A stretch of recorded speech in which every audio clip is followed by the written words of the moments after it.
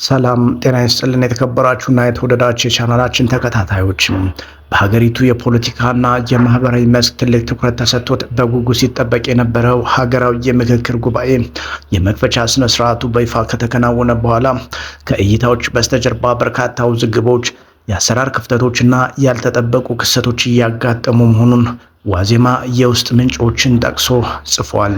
ወደ ዋናውና አሳሳቢው መረጃችን በዝርዝር ስንገባ የጉባኤውን ይዘት የሚፈታተን ዜና አንዳንድ ተመካካሪዎች ራሳቸውን ከዚህ ታሪካዊና ትልቅ ተስፋ ከተጣለበት የምክክር ሂደት እያገለሉ መሆናቸው ተሰምቷል። ለዚህ ውሳኔያቸው ደግሞ ዋነኛውና መሰረታዊ ምክንያት ኮሚሽኑ የወሰደው ውስጣዊ የአሰራር መመሪያ ሆኖ ተገኝቷል።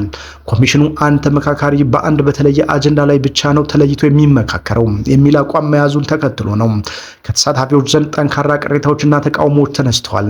መገናኛ ብዙሃን በይፋ ወክለው በምክክሩ ላይ እንዲሳተፉ ተመርጠው የነበሩ አንድ ታዋቂ ግለሰብ እስከ 30 ቀናት የሚደርስ ረጅም ጊዜ በአንድ አጀንዳ ላይ ብቻ ተወስነን እንድንመካከር መደረጉ በፍጹም ትክክልና ዋጭ አይደለም።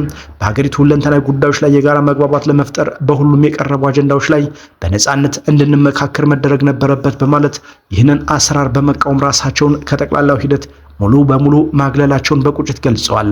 በተመሳሳይ መልኩ ህብረተሰቡን ይወክላሉ ተብለው ተጽዕኖ ፈጣሪ በሚል መደብ በምክክሩ ላይ እንዲሳተፉ በይፋ ተመርጠው የነበሩ ሌላ ግለሰብም ይህንኑ ተመሳሳይ የአሰራር ምክንያት በማንሳት በምክክሩ ላይ ላለመሳተፍ በቁርጠኝነት መወሰናቸውንና ራሳቸውን ማግለላቸውን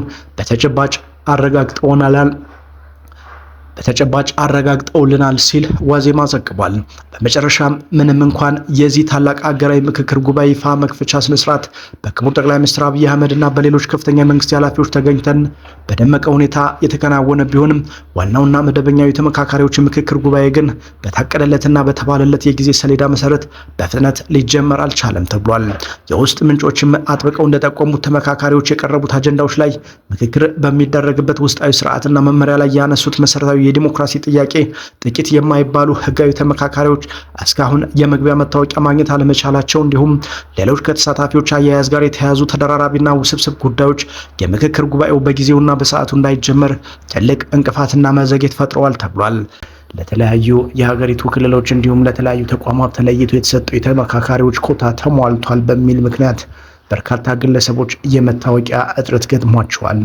እዚህ ላይ ዋናውና ግርምትን የፈጠረው ትልቁ ጉዳይ እነዚህ የመግቢያ መታወቂያ ሊያገኙ ያልቻሉ ግለሰቦች ለተመካካሪነት በህጋዊና መደበኛ አሰራር በይፋ ተመርጠው ከራሱ ከኮሚሽኑ ጥሪ ቀርቦላቸው የመጡ መሆናቸው ነው። በዚህ ያልተጠበቀ አሰራር ክፉኛ የተበሳጩትና ግራ የተጋቡት ተመካካሪዎች እኛ በኮሚሽኑ ህጋዊ ጥሪ ተደርጎልን ከሩቅ ቦታ ጭምር የመጣን ሆነን ሳለ የእኛን የተመደበ ኮታ ማን ወስዶብን ነው መታወቂያ የላችሁም የምንባለው የሚል ጠንከር ያለና ምላሽ የሚሻ ጥያቄ ለአስተባባሪዎቹ በቦታው ላይ አቅርበዋል።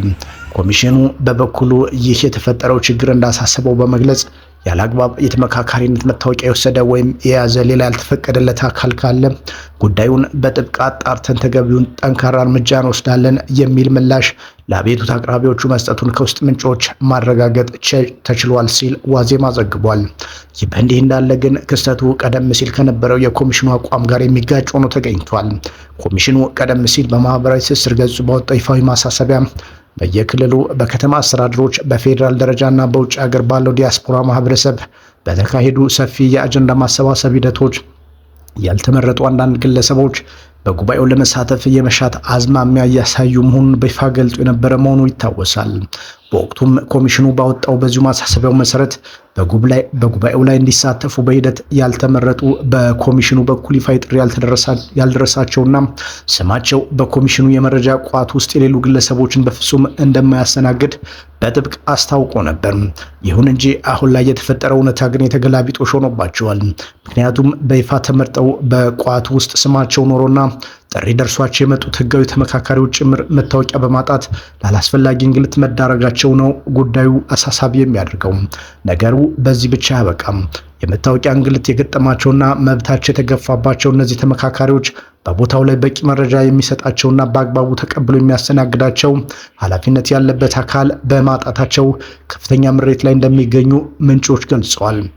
መረጃዎች እንደሚያመለክቱት በርካታ ተመካካሪዎች ተገቢውን መታወቂያ ለማግኘት ካለፉት ቀናት ጀምሮ ከፍተኛ ጥረትና ትግል ቢያደርጉም በስርዓትና በክብር የሚያስተናግዳቸው አንድም አስተባባሪ ሊያገኙ አልቻሉም ተብሏል። ሁኔታውን በቅርበትና በቦታው ላይ የታዘቡ ምንጮች እንደሚጠቁሙት ኮሚሽኑ ይህንን የመሰለ ትልቅ ሀገራዊ ጉባኤ ሲያዘጋጅ ተመካካሪዎችን በተደራጁና በተቀላጠፈ መልኩ የሚያስተናግዱ በቂ ሰራተኞችን መድቧል ብሎ ለማመን እጅግ አስቸጋሪ ነው። መታወቂያ ሲያደሉና ሲያከፋፍሉ የነበሩ የኮሚሽኑ ሰራተኞች የነበራቸው ደካማ አሰራርና የአቀባበል ስርዓትም ከየአካባቢው የመጡትን የተከበሩ ተመካካሪዎችን ለከፍተኛ ድካም፣ ለሰዓታት መቆምና ለአጠቃላይ መጉላላት እንደዳረጋቸው በምሬት ተገልጿል።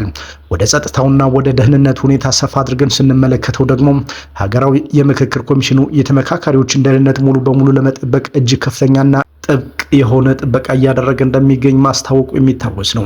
በዚሁ መሰረት ለተመካካሪዎች በተሰጠ የምክክር ሂደት ማብራሪያና ኦሪየንቴሽን ላይ የኢትዮጵያ ፌዴራል ፖሊስና የብሔራዊ መረጃና ደህንነት አገልግሎት ባልደረቦች የዚህን ታላቅ ስብሰባና የቦታውን ደህንነት የማስጠበቅ ሙሉ ኃላፊነት በጋራ እንደተሰጣቸው ተገልጦ ነበር።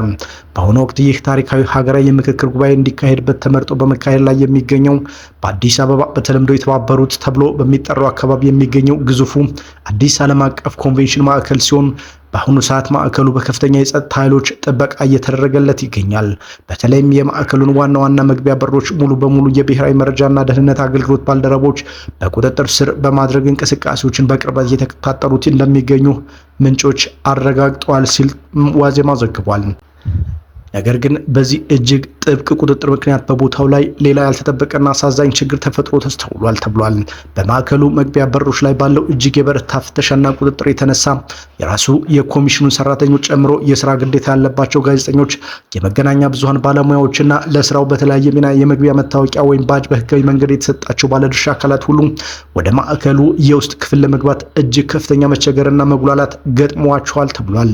ሁኔታው ምን ያህል የከፋ እንደነበር ያስተዋሉ የዓይን እማኝ ምንጮችም እንደነገሩን ከራሱ ከኮሚሽኑ ከፍተኛ ኃላፊዎች መካከል አንዷ የሆኑት ኮሚሽነር እንኳን ሳይቀሩ ወደ ማዕከሉ ለመግባት ተቸግረውና ተስተጓጉሎ እንደነበር በተጨባጭ ተስተውሏል።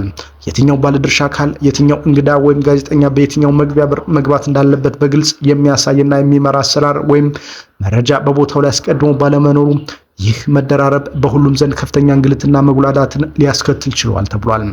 የተከበራችሁና የተወደዳችሁ ተመልካቾቻችን ይህን ታላቅ ሀገራዊና ታሪካዊ ሂደት ስኬታማ ፍሬማ ለማድረግ የአደረጃጀቱ የአሰራር ብቃት፣ ግልጽነትና የተሳታፊዎች መብት መከበር እጅግ ወሳኝና አማራጭ የሌለው ጉዳይ እንደሆነ ይታመናል። እናንተስ አሁን በሂደቱ ላይ የታዩ ስላሉት እነዚህ ተደራራቢ የአሰራር ክፍተቶች፣ የመታወቂያ እጥረቶችና የተሳታፊዎች ራሳቸውን ማግለል ምን ትላላችሁ? ያላችሁን ማንኛውንም ሀሳብና አስተያየት በኮሜንት መስጫው ላይ በሰፊው አስፍሩልን። ይህ ቪዲዮ ለሌሎችም እንዲደርስ ላይክ እና ሼር ማድረጋችሁን በፍጹም እንዳትረሱ። በቀጣይ አዲስና ትኩስ መረጃዎችን ይዘንላችሁ እስክንመለስ በያላችሁበት ቸር ሰንብቱ።